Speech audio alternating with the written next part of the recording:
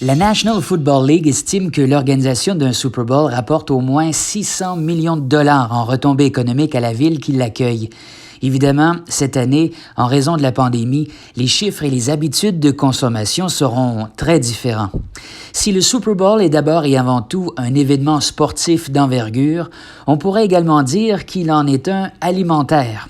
Selon le département de l'agriculture des États-Unis, les Américains consomment plus de nourriture lors de la journée du grand match que pour n'importe quelle autre occasion dans l'année, à l'exception de la Thanksgiving. Selon le National Chicken Council, un record de plus de 2 milliards d'ailes de poulet devrait être consommé au cours de la fin de semaine seulement. Pour vous donner une idée, avec 2 milliards d'ailes de poulet mis bout à bout, on pourrait faire 3 fois le tour de la Terre. On pourrait en avoir assez pour mettre aussi l'équivalent de 700 ailes de poulet sur chaque siège dans tous les stades de la NFL.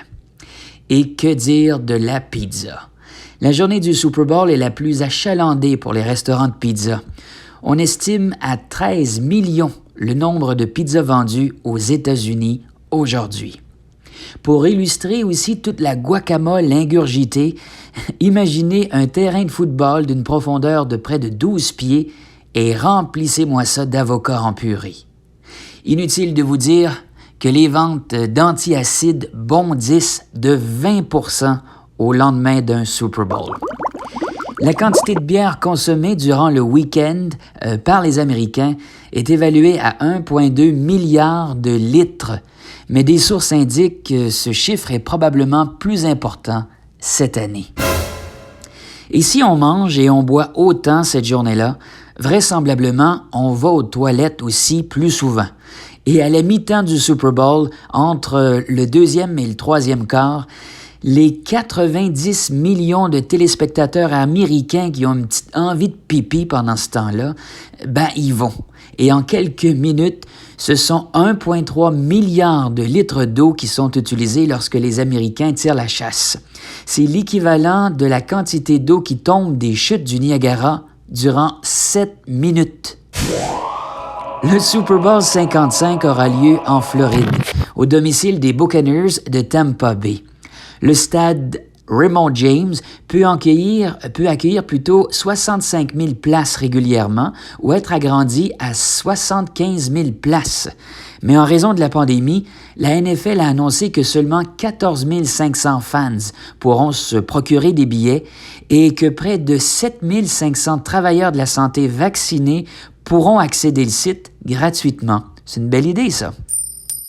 Le site de billetterie officiel de la Ligue pour le Super Bowl propose normalement 4 types de forfaits, dont le moins cher est à partir de 6 750 $.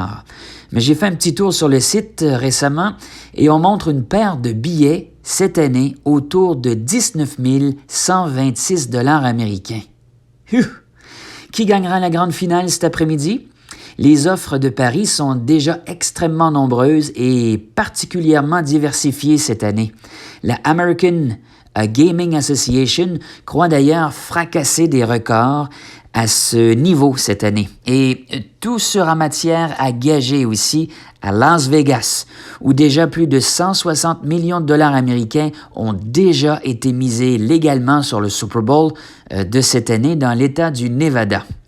D'ailleurs, le compte Twitter de BetMGM a annoncé la semaine dernière qu'une personne a pris le risque de parier 2,3 millions de $ sur les Buccaneers.